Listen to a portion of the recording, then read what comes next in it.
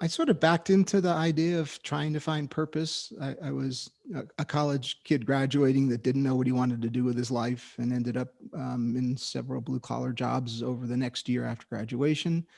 I went to law school, not because I wanted to be a lawyer, but I thought that would give me 3 more years to figure out what I would do with my life. So for me, apparently the 3 years of law school turned into over 38 years of trying to figure this out.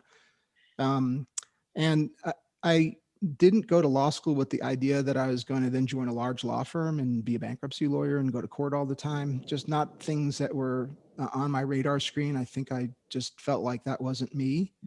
Um, but it paid the bills, and it was interesting. And it turns out I was decent at it. But it gave me something to do when I needed a midlife crisis over and over again for those 3, almost 4 decades. As I tried to figure out, well, if that's not really what I'm destined to do, what am I destined to do? Which is a really hard question, I think, for many people to answer. I happen to know the lawyer side of that, and it's hard for lawyers to answer that. You spend a lot of time as a lawyer struggling with the issue of, well, what else can I do? And in that question, that's kind of a loaded question because in that question is the notion that, well, there's really not anything else you can do, so just keep doing what you're doing. And I've come to believe that's the case for many people, be they professionals or blue collar workers. They're doing something, and if they haven't figured out that there are other things that they can do, that they're not destined to just be a one-trick pony for their whole life. You really have a hard time with that question because you can't seem to identify realistic other things you can do. And by that, I mean, I wasn't going to be the lead guitarist for Bruce Springsteen's E Street Band, even though I play guitar. I'm not going to be that good to play in the band. So that's out. And just a series of what I would call pipe dreams that you almost kids kind of dreams that you go through. And I allowed myself to have those dreams. They didn't really make me sad. Um, uh, but the kid part of it, where you're dreaming of things that you know you're never going to do, so you then eliminate them and move on to the next dream. As an adult, that gets a little hard to start to identify things that you're both interested in and that might be able to use whatever skill set you have. And I equate purpose with passion or interests. And it's equally as difficult to identify the kinds of things you're interested in. I think especially for an attorney, especially as we've gotten into the electronic age, which didn't exist when I started off as a baby lawyer. Um, your life is 24/7. Clients, judges, partners, people working for you, cases that you have, and you're always on call. You're always available. There's no way to turn it off, and that feeds into one of the problems I think with the legal profession, at least here in the States. One of our Supreme Court justices, and I think this was at the early 1900s, famously described the law as a jealous mistress. And it is. It never lets go. It never. You're always you've personified this profession by calling it a jealous mistress, and she never lets go of you. And it is very difficult to cordon off some portion of that for your things that you're passionate in. And at some point, at least for me, I stopped trying to figure out what I was passionate about because I couldn't start thinking about that till midnight or 1 in the morning. And that's not when I, typically would do my best thinking. But Steve Jobs, and I'm going to botch what he said, so I'll just sort of paraphrase it. But he once said, if you don't have the passion, it ain't going to work. And that's me saying it with my New York City tinge. But he was right. And at some point, the fact that I wasn't truly passionate about being a lawyer caught up. And you find yourself thinking much more seriously about what you could do. So for me, what you could do that you're interested in.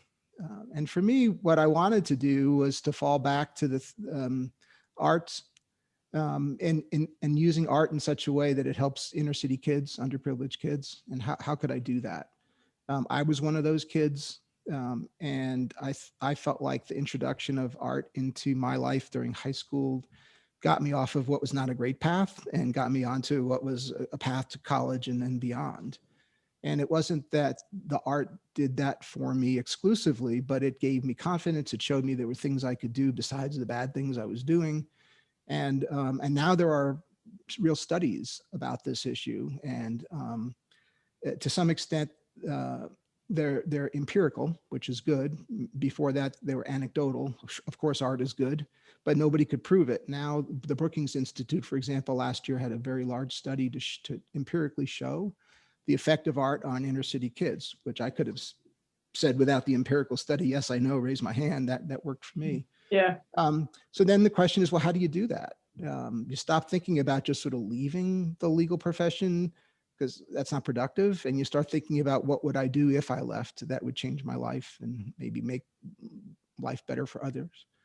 And I needed help. I started reading some books. There's a bazillion, career pivot books out there, and they really didn't resonate.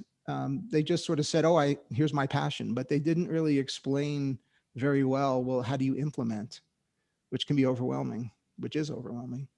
And then I read a book called Your Next Season, by a former top executive at Bank of America, which is this humongous international bank, based in Charlotte, North Carolina here.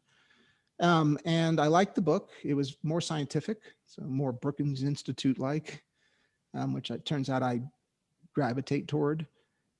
And I called the author at his home in Charlotte. I don't know him, so it's a bit of a bodacious thing to do, but I called him and had a really great discussion with him, and then asked him at the end, so you do this service for, executives and corporations. Have you ever done a lawyer? And they hadn't. And I think lawyers are a little different than people that hold MBAs. They're a little crazier and a little less centered, perhaps. That is what lawyers do. And they were interested in trying to provide the advice to a lawyer, and so they agreed to take me on as a client, and it was very helpful. It just helped focus me Yeah. on the process of, okay, so you like art, big deal. You're not going to be Monet, so what does that mean? You like art. You want to help kids. What does that mean? The company was formed by this gentleman I'm talking about, Mark Linz, and he has a partner who co-formed the company with him, who's a psychologist, and I believe specializes in employment psychology, of which, if you walked around a law firm, you could become wealthy if you were a psychologist just stopping into everyone's office for a couch session. And at the beginning, rather than sort of jump into who I am, what I want to do, why don't you like what you're doing, how long haven't you liked it, all the somewhat obvious questions, there was none of that. It made me focus on things that, categories, family. Um, if you don't want to be a lawyer that goes to court all the time, is there another kind of law that you want to practice? If you don't want to be in a big law firm, is there another setting that would make sense for you? What skill sets do lawyers have? What skill sets do you have? Really very in-depth self-evaluation, which surprisingly, for the 30 plus years that I was not crazy about being an attorney, I never looked at myself in the mirror and said, who are you? I would answer the question, who are you, by saying I'm a lawyer. And that's actually what I do. It's not who I am. And they were very good about separating the what you do from the who you are. And it sounds basic and simple, but it's darn hard to cause somebody to do that. And I think anybody that's at that stage where they're thinking about a career pivot or their next stage of life, really needs to go through that process. I don't give a lot of advice in the book because I think it's very different and very personal, person by person. But this one I do tend to say, I think it's critical that you look in the mirror and you say, okay, I'm not an engineer. That's what I do. Who am I? What are my interests? What are my skill sets? What makes me happy? What makes me sad? And I focused a lot for 30 plus years on what made me sad, but I didn't focus a lot on these other categories of things. And they make you do that, and they won't work with you or give you any advice until we've gone through that process. I'm more of a heart guy than a head guy, I think is how I would describe it. I ended up in a head profession, not a heart profession, because the head stuff pays the bills and the heart stuff doesn't pay the bills sometimes. But I think I came back to something that I knew since I was a kid, and that is that I'm much more interested in the social sciences and things that help people, as opposed to going to court and having a 2-week trial, with a jury and a judge and opposing counsel and all the things that lawyers do, which is important. There's no question. It's not joke around kind of stuff. Um, but what interested me was the things that are more on the other side of your brain, which I called the hard things, because that's what Chagall called them, and I like that quote. So the things that I was interested in all focus back on the effect of certain events on a kid's life, an underprivileged kid's life. So I was able to identify art organizations once I sort of worked through this process, whose goal is to they're arts education organizations here in the States, and they try to go into the inner city schools, which are called Title I schools here, and bring art to kids that would otherwise have no exposure to art because budgets have been cut. And one of the first things that gets cut is arts. And interestingly, for a similar reason, but totally different industry, I have always been interested in Habitat for Humanity. And everybody knows Habitat as the international organization that builds homes and puts families in homes. But what gets lost in that message is, why is that so important? It seemed obvious, but why is that so important for a kid? And as I talk about in the book, my family, for reasons that my brother and I will never understand, moved constantly. And that's what happens to a family that doesn't live in a house. They sign a one-year lease, the lease is up, the landlord tries to raise the rent, and they pack up and they move to the next place. And it's not uncommon for kids in that environment to move every year for 12 to 14 years, which is kind of what my folks did. And the effect on a kid is they don't develop a friendship network. They're not in the same school. Their grades suffer dramatically. And if you can build a home and put the family in the home and give them stability, all kinds of things happen, similar to the arts. Again, empirical studies. The kid graduates from high school at a much greater rate. The kid goes to college. And the minute you can get the kid into high school and graduated and into college, the chances of them then having a better life than their parents, which is always a typical goal of parents, it just dramatically increases. It also keeps the kid off the street. There's some sayings here around the Habitat community: if you want to solve the drug problem, solve the housing problem. If you want to solve the education problem, solve the housing problem, etc. And it's so true. Habitat was something that back when I was younger, I would go out and paint a house in Kansas City where we lived. I'm really kind of beyond the standing on a two-story ladder stage of my life. So I didn't know how I could get involved in Habitat. And the coach, when we arrived at that topic, was very focused on the things I could do to help a Habitat on a volunteer basis, and then how I would ever do that. And in fact, they helped, excuse me, they helped place me. So I sit on the finance and audit committee for Habitat here in Colorado, which is a very large organization. And, it uses a lot of the finance bankruptcy skills that I had learned over the 38 years, which I never, ever would have thought, okay, that's a way to translate some things that I do enjoy into an organization where in some very small way I can help. And if I can help in a very small way and I come home at night and I smile, it's been a great day. And I run around thinking, well, if everybody helped the world in a very small way, it would be a huge way that the world was helped out.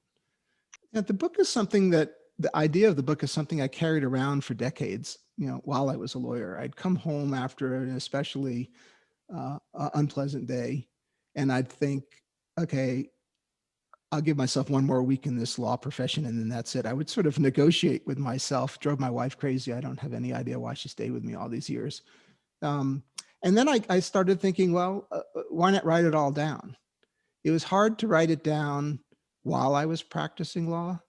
I didn't want it to be an indictment of the law practice, because it's a fine way to make a living. And I take great care in the book not to criticize any particular lawyer or judge or anything. I'd never do that.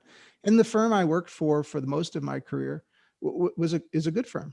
And the people there are good. It's not them that makes the practice of law oil and water for me. It's the practice of law, which they didn't invent and will be here long after I'm gone and they're gone.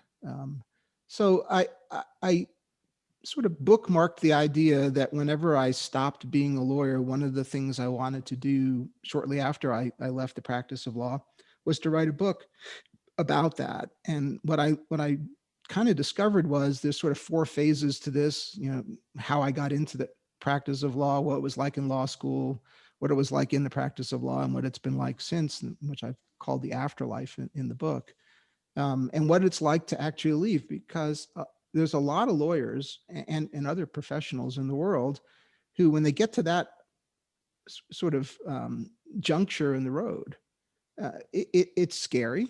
There's no question. It's probably one of the scariest things they've ever done, because you're all of a sudden stopping doing the one thing that you've been trained to do.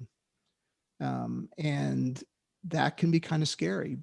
My working premise was that it's a mistake to believe there's only one thing you can do. And if that's your mindset, then it's going to be self-fulfilling. You're going to be that one trick pony. But for me, the way to overcome the fear was to plan and to have a plan in place that I could implement. The law school experience and the experience of being a lawyer for 38 years really drives home the need to be organized. And I needed an outline. I wasn't going to be able to figure this out after I left. And the coaching process through my next season was a perfect match for me, because I didn't leave their good graces until I had a plan that could be implemented, and one that I was comfortable with.